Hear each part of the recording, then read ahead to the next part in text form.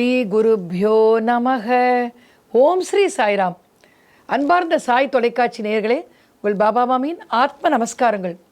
பகவான் ஸ்ரீ சத்யசாயி பாபாவின் 100வது வருட விழாவை முன்னிட்டு அவருடைய திவ்ய சரித்திரம், இன்றளவும் தொடர்ந்து கொண்டிருக்கும் அவருடைய அற்புதங்கள், மேலும் அவருடைய அற்புதமான உபதேசங்கள், இவை எல்லாவற்றையும் நம் சாய் தொலைக்காட்சியின் மூலமாக தொடர்ந்து நாம் கேட்டுக்கொண்டிருக்கிறோம். அந்த வகையில் இன்று சென்ற தொடரில் சுவாமி தன்னுடைய அந்த கிராமத்திற்கு பக்தர்களோடு திரும்பி கொண்டிருக்கும் வழியில் ஒரு புதரில் ஒரு பெரிய நாகம் ஒன்று சுவாமியினுடைய கால்களை சுற்றி கொண்டு தன்னுடைய இதை பதித்து விட்டது, கால்களில் வாயை பதித்து விட்டது. அதனுடைய நஞ்சு வேகமாக சுவாமியினுடைய பாதங்களிலிருந்து கொஞ்சம் ஏறுவதற்கு முயற்சித்தது என்பதை பற்றி பார்த்தோம். சுவாமி தன்னுடைய அந்த நிலையிலும் என்ன ஆயிற்று, அவர்கள் எல்லோருக்கும் அந்த நாகத்தின் மீது கோபம் வந்து விட்டது. கோபம் வந்து அந்த நாகத்தை எப்படியாவது நாம் கொன்றுவிட வேண்டும் என்று அவர்கள் வேகமாக வெறியோடு ஒரு தடியை எடுத்து கொண்டு வருகிறார்கள். அதை பார்த்த சுவாமி உடனடியாக அந்த நாகத்தை பார்த்து கட்டளை இடுகிறார். நாகத்திற்கு உத்தரவு போடுகிறார், நீ வேகமாக சென்று விடு, இல்லை என்றால் உன்னை கொன்று விடுவார்கள் என்று நாகத்திடம் சுவாமி கூறுகிறார். சொன்னவுடன் அது உடனடியாக வேகமாக விரைந்து செல்கிறது. அவர்கள் எல்லோரும் இல்லை இல்லை நான் விட்டேன் பார், என்னுடைய சுவாமியை நீங்கள் கடித்து விட்டீரா என்று தடியை எடுத்துக்கொண்டு வேகமாக அதன் பின்னால் ஓடி வருகிறார்கள். சுவாமி அவர்கள் எல்லோரையும் பொறுமையாக தடுத்து, அந்த நிலையிலும் நஞ்சு ஏறி கொண்டிருக்கிறது கால் வழியாக உடலுக்கு, அந்த நிலையிலும் பொறுமையாக அவர்களை தடுத்து, வேண்டாம், அதை விட்டு விடுங்கள், அது செல்லட்டும், அதனுடைய வேலையை அதனுடைய கடமையை அது செய்திருக்கிறது, அது செல்லட்டும் என்று சொல்லிவிட்டு உடனடியாக என்ன செய்தாராம், தன் பக்கத்தில் இருக்கக்கூடிய பக்தர் அதற்குள்ளேயும் ஒரு குழு கிளம்பி விஷ முறிவு அந்த கஷாயத்தை அந்த வைத்தியத்தை எடுத்துக்கொண்டு வர வைத்தியரை அழைப்பதற்காக ஒரு குழு பிரிந்து வேகமாக பக்கத்து கிராமத்திற்கு சென்று விட்டது. இன்னொரு குழுவினர் அவருடைய சகோதரர்களுக்கு சில தகவல்களை அளிப்பதற்காக அவர்கள் விரைந்து செல்கிறார்கள். இதற்கு நடுவில் சில பக்தர்கள் சுவாமியோடு அமர்ந்திருக்கிறார்கள். எல்லோருக்கும் பயம் பிடித்து கொண்டு விட்டது. இந்த இரவு பொழுதில் சுவாமிக்கு ஏதாவது ஆகிவிட்டால் என்ன செய்வது, சுவாமிக்கு என்ன நேரம், பக்தர்களை காப்பாற்றக்கூடிய சுவாமிக்கு ஏதாவது நேருமாம். இருந்தாலும் நாம் எல்லோரும் சாமானிய மனிதர்கள் அல்லவா, நமக்கென்று இந்த மாயா என்று சொல்லக்கூடிய இந்த பயம் இவையெல்லாம் நம்முடைய பிறக்கும் பொழுதே நம்மோடு பிறந்தவை, அதிலிருந்து நாம் மீள முடியாது.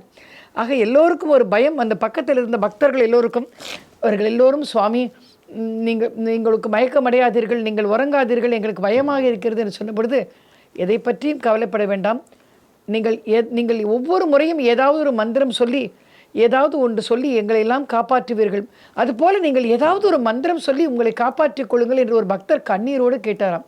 அப்பொழுது சுவாமி சிரித்து கொண்டே, எனக்காக என் பொருட்டு நான் எந்த மந்திரத்தையும் சொல்லி என்னை காப்பாற்றிக் கொள்வதற்காக இதுவரைக்கும் நான் செய்ததில்லை, சரி நீங்கள் கவலைப்படாதீர்கள் என்று சொல்லி அந்த பக்தரிடம் நான் சொல்வது போல் செய்யுங்கள் என்று ஜாடை காண்பித்தாராம். அவர்கள் நம்முடைய சுவாமி செய்வதை போன்றே அந்த பக்தரை தொட்டவுடன் சுவாமி அவர் என்ன பண்ணாராம், தன்னுடைய கையால் 2 இப்படி சுழற்றினாராம். என்ன ஆச்சரியம், அந்த பக்தருடைய கைகளில் ஒரு ரக்ஷை என்று சொல்வார்களே, பாதுகாப்பு கவச்சம், அந்த தாயத்து அந்த பக்தருடைய கைகளில் திடீரென்று தோன்றியது. சுவாமி தன்னுடைய மகிமையால் அவருக்கு வரவழைத்து அளித்தது. ஆக அந்த ரட்சை கிடைத்தவுடன் அதை எடுத்துக்கொண்டு சில மந்திரங்களை சொல்லிக்கொண்டே அந்த பாதங்களில் அந்த விஷம் பரவுகின்ற அந்த வாயில் விஷக்கடியில் அந்த இடத்தில் அந்த ரட்சையை வைக்க சொல்கிறார். அதை வைத்தவுடன் சிறிது சிறிதாக அந்த விஷம் இறங்கி வருகிறது. இறங்கி வந்தவுடன் சற்று எழுந்து உட்கார்ந்தவுடன் அதற்குள்ளாக அந்த விஷமுறிவு கஷாயம் வரவழைக்கப்பட்டது. அவருடைய உறவினர்கள் எல்லாம் ஓடி வந்து விடுகிறார்கள். பயந்து போய் அங்கு பக்கத்தில் இருந்த வைத்தியர்கள் எல்லாம் வரவழைக்கப்பட்டார்கள்.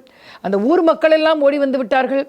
எல்லோரும் பயந்தபடி இருக்கிறார்கள். சுவாமி சிரித்து கொண்டே, எனக்கு ஒன்றும் நேரவில்லை, இறைவன் எப்போதும் எனக்கு உங்களுக்காக அவன் அளித்திருக்கிறான், அதனால் எனக்கு ஒன்றும் நேரவில்லை, நீங்கள் எல்லோரும் கவலைப்படாதீர்கள் என்று சொன்னாராம்.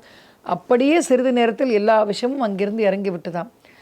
அந்த நேரத்திலும் தன்னை பாம்பு கடித்து விட்டது. அந்த நேரத்திலும் தன்னுடைய விஷத்திற்கு உண்டான மருந்தை தேடாமல் அந்த பாம்பிற்கு ஏதாவது ஆபத்து வந்து விடுமோ என்று நினைத்து, நீ விரைந்து சென்று விடு, உன்னை எல்லோரும் கொன்று விடுவார்கள் என்று சொன்ன அந்த ஒரு கருணை அந்த வேறு யாருக்கு வரும்? சுவாமிக்கு மட்டும்தான் வரும். அது சாமானிய மனிதருக்கு நிச்சயமாக அந்த மாதிரியான குணங்கள் வராது. அப்படி வந்தால் இந்த சாமானிய மனிதரும் மகானாகி விடுவார் அல்லவா? மகான்களுக்கும் சாமானிய மனிதருக்கும் இதுதான் வித்தியாசம். அப்படி பல்வேறு அற்புதங்களை சுவாமி செய்திருக்கிறார். ஒவ்வொரு முறையும் சுவாமி என்ன சொல்வாராம், ஷிரடி பாபா, ஷிரடி தாத்தா என்று நம்முடைய சமர்த்த சத்குரு ஷிரடி சாய்நாதரை சுட்டி காட்டுவாராம். அந்த ஷிரடி சாய்நாதர் மேல் அவருக்கு இருந்த அந்த பக்தி, அவருக்கு இருந்த அன்பு, அந்த மதிப்பு, அது மிக மிக ஒரு உயர்வான ஒன்றாகும். சிறு வயது முதலே நாம் பார்த்திருக்கிறோம் சுவாமியினுடைய சரித்திரத்தில். அந்த கடந்த தொடர்களில் எல்லாம் பார்த்திருக்கிறோம். தாம் பட்டினியாக கிடந்த போது கூட, உனக்கு உணவு யார் அளித்தார்கள் சத்யா என்று அவர் அன்னை கேட்டபொழுது, ஷிரடி தாத்தா அளித்தார் என்று சொல்லி தன்னுடைய பால் சாதம் அந்த மனம் வீசும் அந்த கையை காண்பிப்பாராம். அதுபோல பல்வேறு நிகழ்ச்சிகள் தான் ஷிரடி சாய்நாதர் தன்னுடைய முந்தைய மேனி, முந்தைய உடல் என்பதை நிரூபிக்கும் வகையில் பல்வேறு வகையான காட்சிகளை எல்லாம் தன்னுடைய பக்தர்களுக்கு அளித்துள்ளார். பக்தர்களிடம் பேசியுள்ளார். இது பற்றி பல்வேறு விஷயங்களை அவர் நிரூபித்துள்ளார். படங்களை, புகைப்படங்களை காண்பித்துள்ளார். காரணம், அப்போ இந்த ஷிரடி என்ற சொல், ஷிரடியில் நம்முடைய பாபா வாழ்ந்தார் என்ற நிகழ்வு மிக சிலருக்கே அதை பற்றி தெரிந்திருக்கக்கூடும். காரணம், அந்த போக்குவரத்து வசதிகளோ அல்லது மிகப்பெரிய அளவு அந்த தொலைக்காட்சி, மிகப்பெரிய அளவு இணையதளங்கள், ஊடகங்கள் அது எல்லாம் இல்லாத ஒரு நேரம் அது. ஸோ ஒரு அந்த மாநிலத்தில் ஏதாவது ஒரு முக்கியமான நிகழ்வு நிகழ்ந்திருந்தால் அது பிற மாநிலங்களுக்கு செல்வதற்கோ பிற மாநிலங்கள் பரவுவதற்கோ மிக அதிகமான நேரம் எடுத்துக்கொள்ளப்படும். அதே சமயத்தில் அவ்வளவும் முழுவதுமாக போய் சேராத ஒரு நிலையும் ஏற்படும். இப்பொழுது உள்ளது மாதிரி ஒரு நொடியில் இந்த உலகம் முழுவதையும் நாம் வலம் வந்து விடக்கூடிய அந்த வசதிகள் அப்போது இல்லை. ஆனால் மகான்கள் அப்படிப்பட்ட வசதிகளை செய்து கொடுத்தார்கள். மகான்கள் அப்படிப்பட்ட வசதிகளோடு வாழ்ந்தார்கள். மகான்கள், அவர்களுக்கு இணையதளங்கள் எல்லாம் அவசியமில்லை.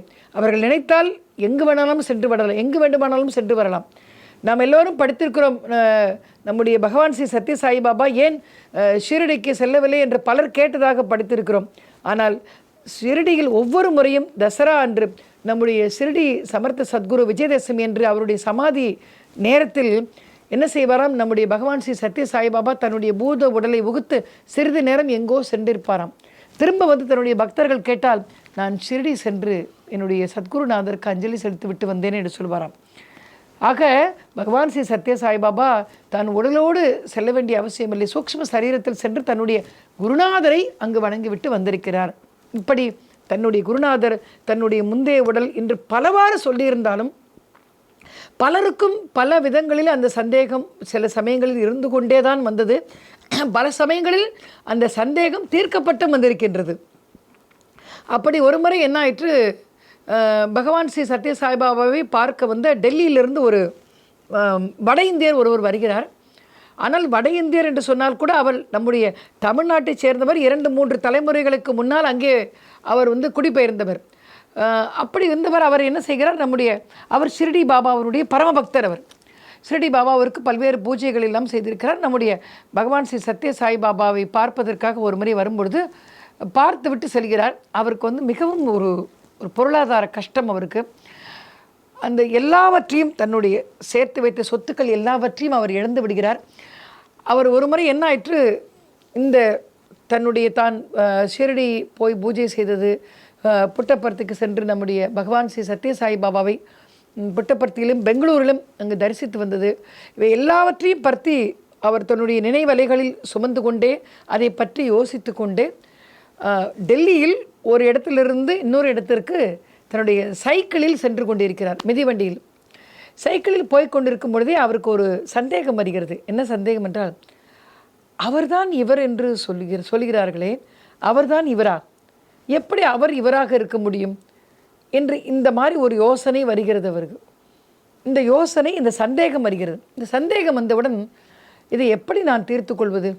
சரி, நம்முடைய கஷ்டமே மிகப்பெரிய கஷ்டமாக இருக்கிறது, நம்முடைய கஷ்டம் தீர்ந்தால் போதும் என்று அதே ஒரு நினைப்போடு அவர் சைக்கிள் ஓட்டிக்கொண்டே போனவர் திடீரென்று அவருடைய சைக்கிளுக்கு அருகில் இன்னொருவர் சைக்கிளில் வருகிறார்.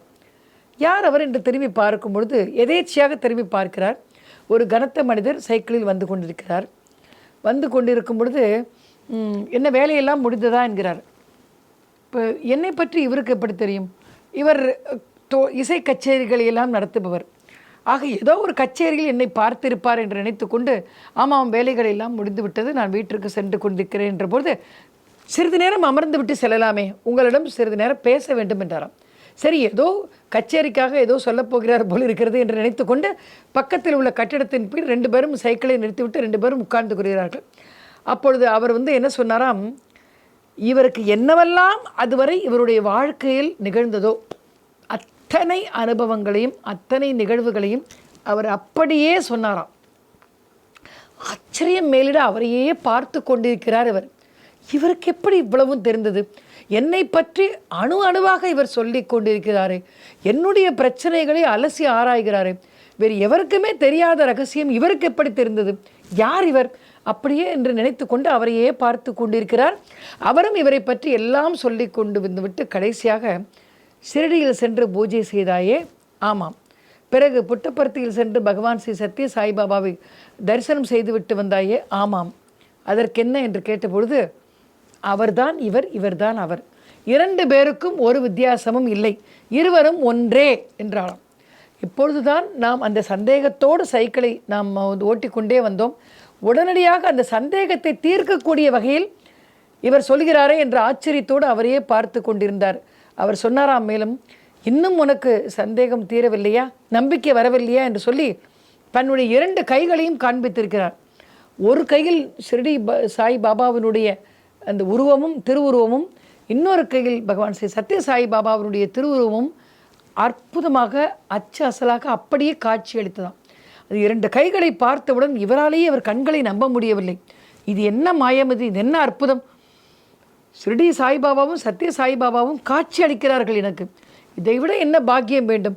நான் கேட்ட கேள்விகளுக்கு அவர் பதில் கொடுத்து விட்டார் என்று ரொம்ப சந்தோஷமாக, சரி நாம் செல்லலாம் என்று சொன்னவுடன் அவரை வணங்கிவிட்டு இவர் வண்டியை சைக்கிளை எடுத்தார். சிறிது தூரம் சென்ற பிறகு திரும்பி பார்க்கிறார். அவர் இவரை திரும்பி பார்த்துவிட்டு, எதற்கும் கவலைப்படாதே, நான் இருக்கிறேன் என்று சொல்லிவிட்டு சென்று விட்டாராம். அவர் எவ்வளவு சீக்கிரம் சைக்கிளை மிதித்து கொண்டு எங்கே சென்றிருப்பார் என்று ஒரு சந்தேகத்தால் பின்தொடர்ந்து செல்வோமா என்று சிறிது தூரம் பின்தொடர்ந்து சென்று பார்க்கும் பொழுது அவருடைய சைக்கிளும் காணவில்லை, அவரையும் காணவில்லை. எவ்வளவு விரைவாக ஒருவர் சைக்கிளில் சென்றாலும் ஒரு கார் அல்லது ஒரு மோட்டார் பைக்கில் செல்வதை போன்று அவ்வளோ விரைவாக செல்ல முடியாது. ஆக மிக நீளமான ஒரு தார் சாலையில் சிறிது தூரத்தில் அவருடைய சைக்கிளும் மறைந்து விடுகிறது, அவரும் மறைந்து விடுகிறார். ஆக இது வந்தது, நம்முடைய சுவாமியே வந்திருக்கின்றார். பகவான் ஸ்ரீ சத்ய சாய்பாபா தான் வேறு ஷிரடி பாபா வேறு இல்லை என்பதை உணர்த்துவதற்காக சுவாமியே எனக்கு தரிசனம் தந்து காட்சி அளித்திருக்கிறார் என்று சொல்லி சந்தோஷமாக ஆத்மார்த்தமாக சுவாமியை வணங்கி தன்னுடைய பணியை நிம்மதியாக அவர் தொடங்குகிறார். இதுதான் நமக்கு என்ன சந்தேகம், இறைவனை நாம் இருக்க பிடித்து கொண்டால் நமக்கு என்ன சந்தேகம் வந்தாலும் அந்த சந்தேகத்தை யாராவது ஒருவர் மூலமாக எப்படியாவது தெய்வம் மனுஷ ரூபேனா என்று சொல்லக்கூடிய ஏதாவது ஒரு வகையில் அந்த சந்தேகத்தை தீர்க்கக்கூடிய பதிலும் நமக்கு எப்படியாவது கிடைத்துவிடும். சில சமயம் நாமும் இதை பற்றி நாம் யோசித்திருக்கிறோம். பலர் என்னிடம் சொல்வார்கள், அம்மா சாய் சச்சரித்திரம் படிக்கும் பொழுது எங்களுக்கு சில வினாக்களுக்கு சில கேள்விகளுக்கு விடை தெரியவில்லை என்றால் கண்களை மூடிக்கொண்டு அப்படியே புஸ்தகத்தை திறக்கும் பொழுது நாங்கள் என்ன நினைத்தோமோ, என்ன நினைத்து கொண்டு அந்த புத்தகத்தை அங்கு திறந்து பார்த்தோமோ, அந்த நினைத்த அந்த கேள்விகளுக்கு உண்டான பதில் அங்கே சில சமயங்களில் அங்கே இருக்கும் என்று. எப்போதும் அப்படித்தான் உள்ளத்தில் தூய்மையான பக்தியோடு நாம் இறைவனை நினைத்து கேட்கும் எல்லா கேள்விகளுக்கும் அவர் கேள்வியாகவும் இருக்கிறார், பதிலாகவும் அவரே இருக்கிறார். இதுதான் பகவான். நம்முடைய கேள்வியை வரவழைப்பதும் அவர்தான், அந்த கேள்விக்குரிய பதிலும் அவர்தான். பகவான் ஸ்ரீ சத்யசாயி பாபா தன்னுடைய திருவாய் மலர்ந்து ஒரு எழுத்தாளருக்கு, விசி கொண்டப்பா என்ற பெயர் அவருக்கு, எழுத்தாளரிடம் நம்முடைய ஷிரடி சாய் பாபாவினுடைய பூர்வீகம், அதாவது சிறிய பால்ய பருவத்தில் குழந்தை பருவத்தில் எப்படி இருந்து அவர் தன்னுடைய வெங்கூசா மகராஜ் என்று சொல்லக்கூடிய அவருடைய குருநாதரிடம் சேர்ந்தார் என்ற ஒரு தகவலை தன்னுடைய திருவாய் மலர்ந்து விசி கொண்டப்பா அவர்களுக்கு அருளியிருக்கிறார். அதை அவற்றை ஸ்ரீ சாயி சுனி சரித்திரமு என்ற ஒரு புத்தகத்தில் 1944 தொகுக்கப்பட்டு வெளிவரப்பட்ட புத்தகம் அது. அந்த நூலில் நம்முடைய பாத்ரி என்ற ஒரு இடத்தில், மகாராஷ்டிரத்தில் மாநிலத்தில் பாத்ரி என்ற ஒரு சிறிய கிராமத்தில் கங்காபவர் என்ற ஒரு தூய்மையான பக்தி கொண்ட உள்ளமுடைய ஒரு அந்தனர், அவருடைய துணைவியார் தேவகரி அம்மாள் மிகச்சிறந்த ஒரு கௌரி தேவியினுடைய பக்தை, கௌரி நோன்பை தவறாமல் ஏற்றுக்கொண்டு இருப்பவர். அவர்கள் இருவருமே, தம்பதிகள் இருவருக்குமே குழந்தை பாக்கியம் கிடையாது. அவர்கள் இருவருமே அதிதிகள் என்று சொல்லக்கூடிய விருந்தோம்பல், அதாவது யார் தன்னுடைய இல்லத்திற்கு வந்தாலும் அவர்களை உபசரித்து வரவேற்று அவர்களுக்கு உணவு உபச்சாரம் செய்த பிறகே உண்ணும் ஒரு உயர்வான தன்மையை கொண்டவர்கள். அப்படிப்பட்ட தீவிர பக்தர்கள் அந்த தம்பதியினர். அந்த தம்பதியினருக்கு குழந்தை பாக்கியம் இல்லாமல் நீண்ட நாட்கள் இருந்தது. அந்த ஒரு குறை அவர்களிடம் இருந்து கொண்டே வந்தது. அப்படி வரும்பொழுது அவருடைய வீட்டிற்கு ஒரு நாள் நம்முடைய சிவபெருமானே, சர்வேஸ்வரனே அதித்தியின் ரூபத்தில் வருகிறார். வந்துவிட்டு அவருக்கு உபச்சாரம் செய்கிறார். உணவு உபச்சாரம் எல்லாம் செய்தவுடன் அவர் அந்த சர்வேஸ்வரனுடைய உருவத்தில் இருந்த அந்த முனிவர் என்ன செய்கிறார், அந்த தேவகிரி அம்மாவிடம் இன்று இரவு நான் இங்கே உறங்கிக் கொள்கிறேன் என்று சொன்ன பொழுது, ஆகட்டும் சுவாமி, எங்களுடைய இல்லத்தில் எங்களுடைய அறையில் நீங்கள் உறங்கிக் கொள்ளுங்கள், நாங்கள் சென்று வேறு ஒரு இடத்தில் நாங்கள் படுத்துக்கொள்கிறோம் என்று சொல்லிவிட்டு, தேவகிரி அம்மாள் இரவு குடிப்பதற்கு தண்ணீர் வேண்டுமா என்று கேட்டு எல்லாம் எடுத்து கொடுத்த பொழுது, அப்போது அவர் சொன்னாராம் ஒரு வார்த்தை, என்னுடன் இங்கு தங்கி இருப்பதற்கு ஒரு பெண் துணையும் எனக்கு அவசியம் தேவை அம்மா என்றாராம். இந்த வார்த்தையை கேட்டவுடன் தேவகிரி அம்மாவிற்கு கலக்கம் வந்துவிட்டது. சுவாமி, இது என்ன சோதனை எனக்கு? ஏன் இப்படி ஒரு கேள்வியை இவர் கேட்கிறார்? நான் இந்த ராத்திரியில் நான் பெண் துணைக்கு, இவருடைய துணைக்கு உள்ள பெண்ணை நான் எங்கே சென்று தேடுவேன்? ஒரு சிவனடியார் கேட்டு என்னால் கொடுக்க முடியாத ஒரு நிலைமை எனக்கு வந்துவிட்டதே. நான் எங்கே சென்று இந்த பெண்ணை தேடுவேன்? நான் கௌரி தேவி, நான் உன்னுடைய பக்தை, என்னை சோதிக்காதே என்றவுடன் சிறிது நேரத்தில் வாசல் கதவை யாரோ தட்டும் ஓசை கேட்டதாம். வாசல் கதவை திறந்து பார்த்த பொழுது அப்படியே சாக்ஷாத் கௌரி தேவியினுடைய அம்சமாக ஒரு பெண் அவ்வளவு அழகாக நின்று கொண்டிருக்கிறார். இங்கே என்னை தேடி யாரோ தகவல் அளித்தீரே, சுவாமி எங்கே இருக்கிறார் என்று கேட்ட பொழுது, பிறகு சுவாமி உள்ளே இருக்கிறார் என்று சொன்ன பொழுது அங்கு வந்து அவர்கள் இருவரும் சிரித்து பேசி கொண்டிருந்த பொழுது அப்பொழுதுதான் தேவகிரி அம்மாவிற்கு நன்றாக புரிந்தது, வந்தவர் வேறு யாரும் அல்ல, சாக்ஷாத் கௌரி தேவி. அதே சமயத்தில் கேட்டவர் வேறு யாரும் அல்ல, சாக்ஷாத் சர்வேஸ்வரனே ஆவார். ஆக சர்வேஸ்வரன் கௌரி தேவியினுடைய பக்தை என்ற காரணத்தால் கௌரி தேவியையும் அவர்களுடைய இல்லத்திற்கு வரவழைத்து அவர்களுக்கு ஆசீர்வதிப்பதற்காக இத்தகைய நாடகத்தை நடத்தியிருக்கிறார்கள் என்று தெரிந்தவுடன் மிகவும் மனம் உவந்த மகிழ்ச்சி அடைகிறார். அப்பொழுது அவர்களுக்கு என்ன வேண்டும் என்று கேட்ட பொழுது அந்த தேவகிரி அம்மையார் என்ன சொல்கிறார், எங்களுக்கு பித்ரு கடன்களை, அதாவது இந்த திவசங்கள் முதலிய சிரார்த்தங்கள் முதலியவற்றை செய்வதற்கு புத்திர பாக்கியமில்லை. ஒரு புத்திரனும் கன்னியாதானம் என்று சொல்லக்கூடிய தானங்களிலேயே மிக உயர்ந்த தானமான தன்னுடைய பெண்ணை திருமணம் செய்து கொள்ளும் பாணிக்கிரகம் கன்னியாதானம் செய்து கொடுக்கும், அந்த கன்னியாதானம் செய்து கொடுக்கக்கூடிய பாக்கியம் பெறுவதற்காக ஒரு புத்திரி, ஒரு பெண் குழந்தையையும் எங்களுக்கு தாருங்கள் என்று கேட்ட பொழுது அதையும் மீறி சர்வேஸ்வரனும் கௌரி தேவியும் மூன்றாவதாக ஒரு வரத்தையும் அவர்களுக்கு அளித்தாராம். அது என்ன வரம் என்றால், நாங்களே உங்களுடைய புத்திரனாக வந்து அவதரிப்போம் என்று ஒரு வரத்தையும் அளித்திருக்கிறார். அப்படி மூன்றாவதாக அந்த தாயார் கருவுற்றிருக்கும் பொழுது அந்த குழந்தை பிறக்க வேண்டிய நேரம், அந்த குழந்தை பிறக்கின்ற நேரத்தில் அவருடைய அந்த கணவர் ஆக்சுவலி சிவலோக பிராப்தி அடைந்து விடுகிறார். அந்த நேரத்தில் கணவர் இல்லாத பொழுது நான் மட்டும் உயிரோடு எதற்காக இருக்க வேண்டும் என்று சொல்லி ஒரு காட்டுக்குள் வனதேவதையை மிக அதிகமாக வணங்கக்கூடிய இயல்புடையவர் கௌரி தேவதையை ஒரு பக்கத்தில் இருக்கிற காட்டுக்குள் தேடி சென்று அந்த கௌரி தேவதையை வணங்கி தன்னுடைய குழந்தையை ஈன்று இங்குள்ள வனதேவதைகள் எல்லாம் இந்த குழந்தையை காப்பாற்றட்டும் என்று சொல்லி அவரும் தன்னுடைய கணவன் சென்ற இடத்திற்கு அவரும் சென்று விடுகிறார், சிவலோக பிராப்தி அடைந்து விடுகிறார்.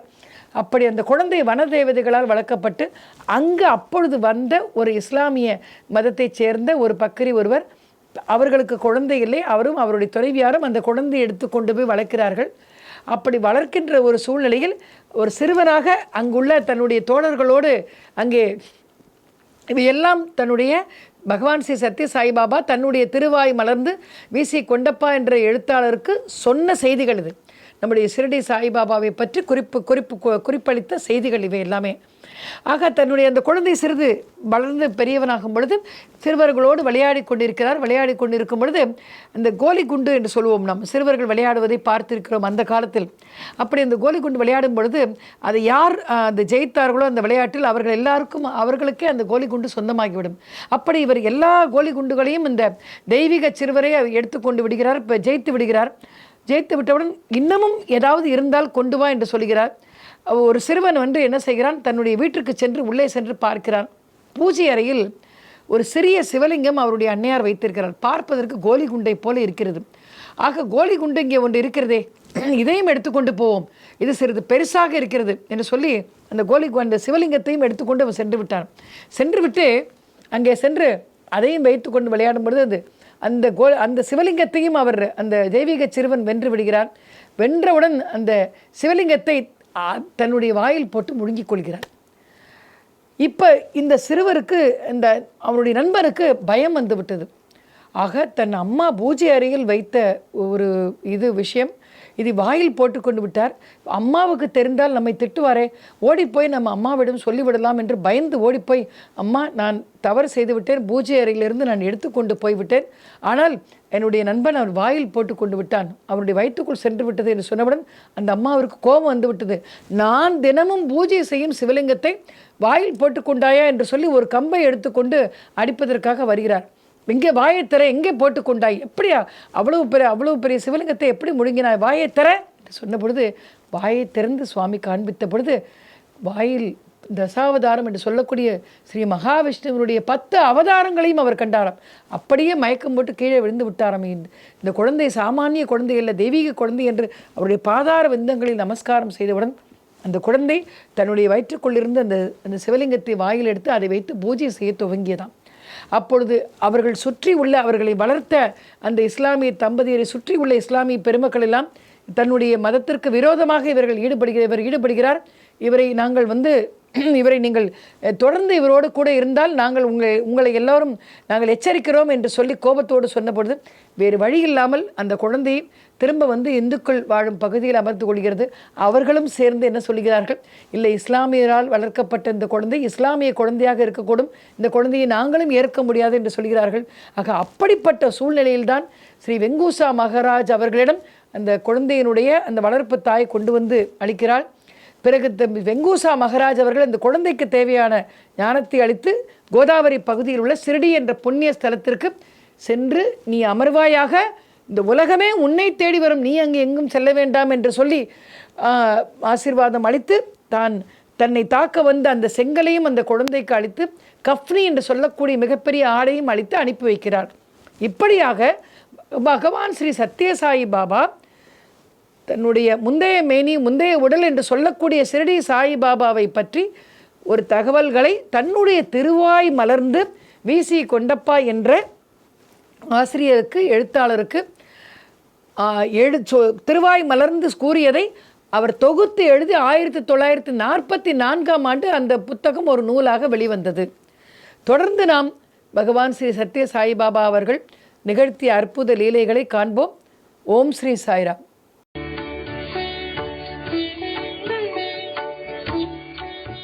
தமிழில் முதல் பக்தி சேனல் சாய் டிவி.